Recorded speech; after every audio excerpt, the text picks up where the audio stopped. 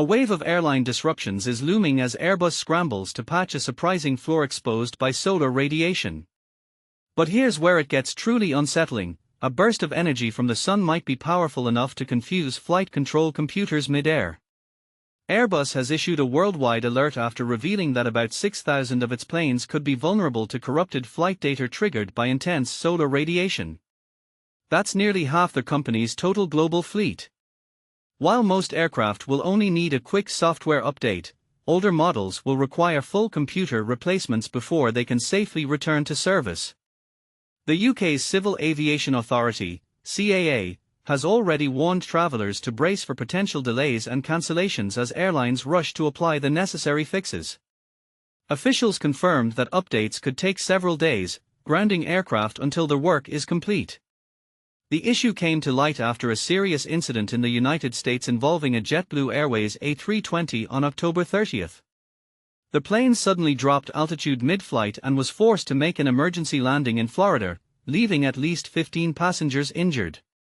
Airbus traced the cause to possible solar radiation interference with a key onboard computer, the ELAC, which controls how the aircraft pitches and rolls. The problem affects the A320 family of aircraft, Airbus's most popular line, including the A318, A319, and A321 models. Experts say the fix for around 5,100 planes will involve a simple 3-hour software update. But approximately 900 older aircraft must have their ELAC flight control computers replaced entirely, and those planes can't carry passengers again until the job is done. Airbus has apologized for the inevitable operational disruption this will cause. Airlines are already preparing for turbulence in their schedules. EasyJet expects minor disruptions and plans to contact passengers directly. The airline reaffirmed that safety is our highest priority.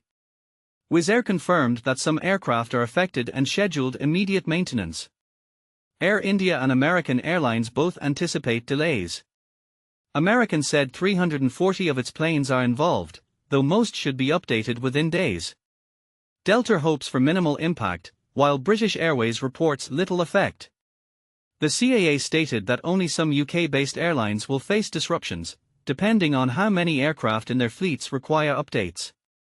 According to Policy Director Tim Johnson, there may be some delays or cancellations over the coming days, adding that passengers should check with their airlines directly.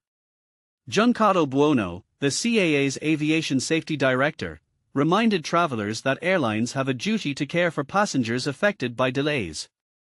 Transport Secretary Heidi Alexander called the response reassuring, praising the industry's ability to identify and fix the problem quickly, a sign, she said, of their high global standards of aviation safety. So what exactly is happening inside these planes? The issue stems from solar radiation interfering with the ELAC computer, which controls vital components such as the elevators and ailerons, the parts responsible for an aircraft's pitch and roll. In short, they guide whether a plane climbs, descends, or turns.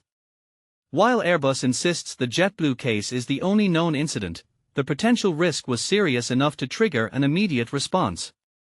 The European Union Aviation Safety Agency, EASA, has now issued an emergency directive requiring airlines to replace ELAC units on the most vulnerable aircraft before flying passengers again. These planes may still perform ferry flights, meaning they can fly without passengers to reach maintenance facilities for repair. The A320 family operates under a fly-by-wire system, meaning pilots' inputs don't move control surfaces directly but are interpreted by computers that fly the plane. This makes the ELAC's reliability absolutely critical. Airbus is taking no chances. The manufacturer has urged every airline operating affected models to take immediate precautionary action by applying the recommended software or hardware protections right away. But here's the part most people miss: this entire episode highlights how dependent modern aviation has become on digital systems, and how even natural forces like the sun can challenge that trust.